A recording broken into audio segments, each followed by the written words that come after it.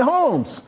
I want to bring in Walser Wealth Management President Rebecca Walser. And Rebecca, this is actually something you've been warning about this. You've come on my show for at least 3 years warning that this is going to happen. So the question now people are starting to ask, are we at a recession? Can we avoid a recession?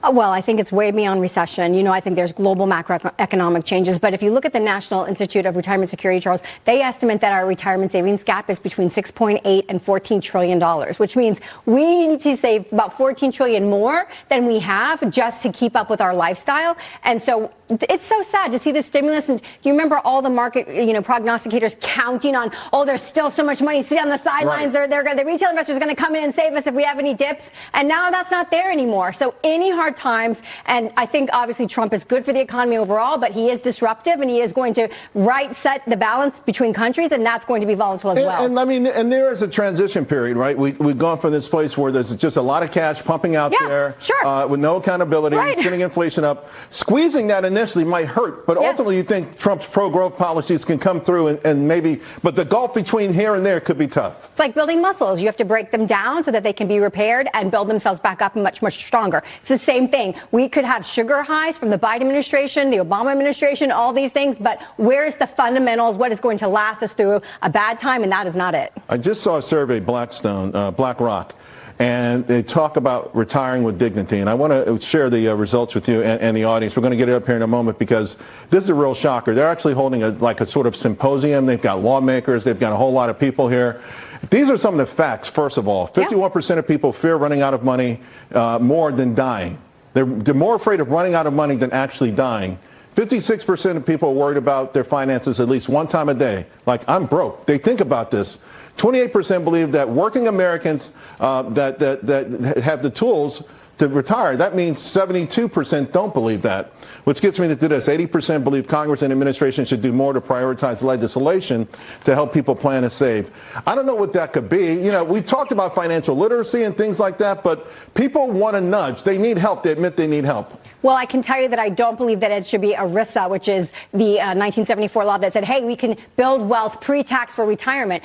And that sounds great until you realize, wow, you were in a low tax policy while you were working and the government is bankrupt and we have no money. And so when I retire, my tax burden needs to be way above 25% because I actually have a retirement savings. So I am totally against in 2025 pre-tax retirement savings unless it's inside of a Roth because that's an ERISA account, but that is tax-free forever. So we have got to look at future taxes and realize how can we invest in a tax-efficient way so that the government doesn't get to pull out more of our cookie when we're in retirement. Another thing you talked about is gold. And this is it's been a hell of a move. You pounded the table on it. The question now everyone's asking, I'm sure when people stop you, is it too late? No, not a chance that it's too late. In fact, we are seeing a lot of things. I don't want to go too technical right now, but I will just tell you that LBMA, like we see the spot price, but we see spot for delivery, Charles, spot price plus 4 to 6 weeks. Why is that? That is not usual. It is a tell. It is an alarm. We need to understand a lot of physical delivery has been delivered, and that is not normal. That is not the system that we work off of. I saw it on the road earlier this week coming across. I saw all these. They were bringing gold from the airport. Absolutely,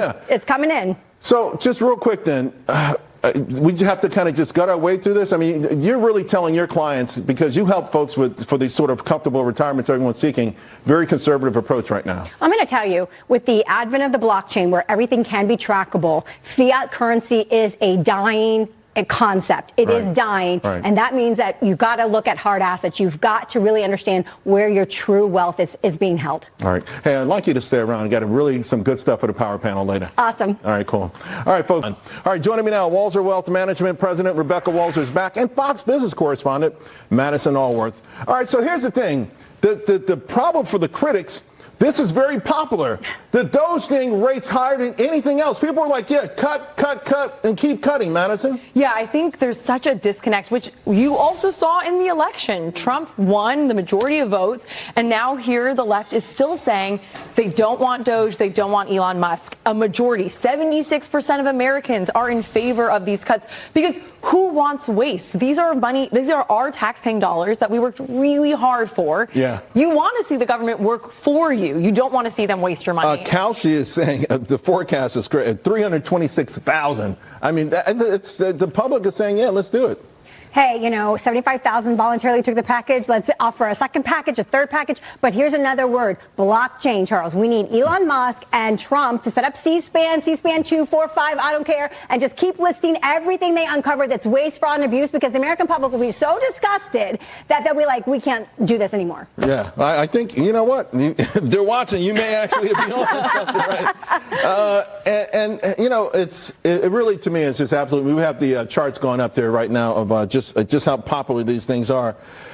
But still, you get, Rebecca, you're still getting this pushback that, hey, it's unfair, that, people are hurting, yada, yada. You hear them all. Listen, mark my words, which I don't like to say because I don't want to be held accountable for what I say. But let me just tell you, that's not true. But I will tell you, anybody that comes against transparency and the information coming to the American taxpayer who foots the bill, then they are on the wrong side of this. They are on the wrong side of history, and they will be held accountable by the American people. Madison, there's an article in Punchbowl this morning I read. I thought it was intriguing with this, right? Because normally when there's a government shutdown, the media always blames Republicans, whether they're in the White House or not.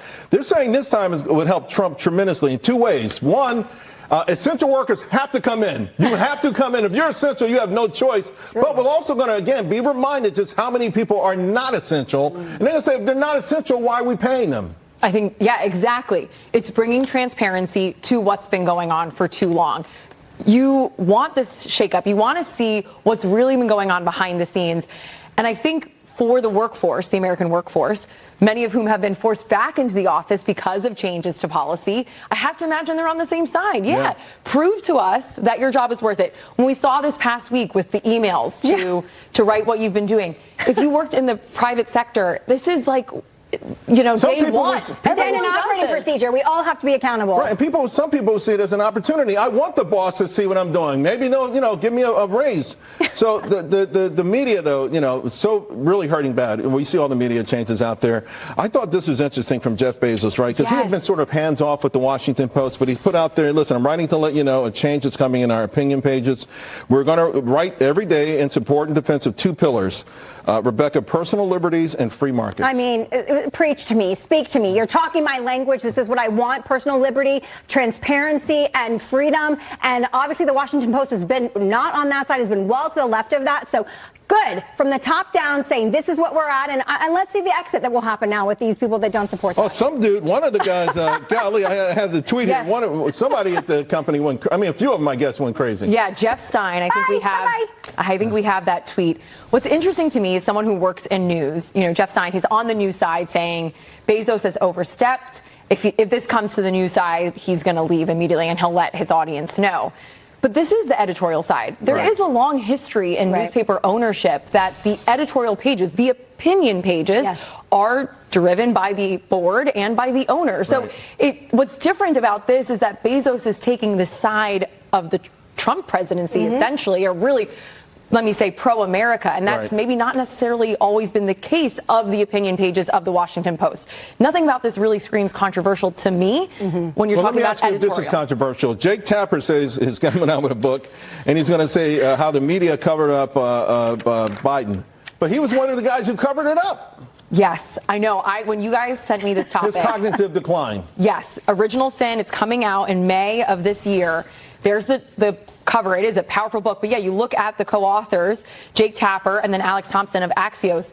This book focuses more on what was going on within the White House, how he was able to make the decision and who was supporting him. But those things going on in the White House couldn't go on if the media was shedding an honest light on it instead of circling the wagons, Rebecca. It's the pot calling the kettle black and then writing a book and profiting off of this. I'm not exactly sure. I'm going to have to watch and read what Jake Tapper says because clearly. You're not going to buy the book, though, are you? Well, somebody can let me borrow it. But clearly, it was so obvious if you were following the administration at all of his cognitive decline and then cognitive dissonance to write a book like this if you were the one reporting it. Right. All right, let's do a fun story. Okay. All right. Dogs are riding customized buses, and people are obsessed. Take a look at this, folks. Happy Wednesday, boys and girls. We like our snacks today. Zoe, Indy, Okey Pokey. What's up, everybody? This is the crew. Today. We got Puppy Day today. So we're just showing you who's on the bus. We got a couple newbies today. You know, what strikes me first, Madison, is that they're so well behaved. We had 3 Yorkies; they'd be all over the place, like, you know, they jump out the window. I mean, that's the first thing that struck me. Second thing is, like, I never get served any snacks when I get on the bus. These dogs have a better life than me. Like, I have to ride the subway to work. These dogs are getting, this is like first class, and yeah, I honestly, I look at it and I'm like, I'm jealous. I want to ride in style like these dogs. I would love a snack, maybe a mimosa on my way to work. That would be lovely. It's better to have one when you get here than when you... Yeah, that's true. I'll take it anytime. Hey, this is a first world problem that I love to see. I mean, we live in America. Let's be appreciative of it. All right, real quick on foods then, Rebecca. This is great. Fast food giant makes major recipe changes. Because to appease RFK Jr. I love it. Amen. Yeah. We've been feeding ourselves crap, and the FDA's been fine with it. And finally, someone's going to say, like, that's why they don't want to confirm him, Charles. They were like, no. And I say, yes. Yeah, I mean, this is incredible. You need to make food healthier for Americans, and doing things like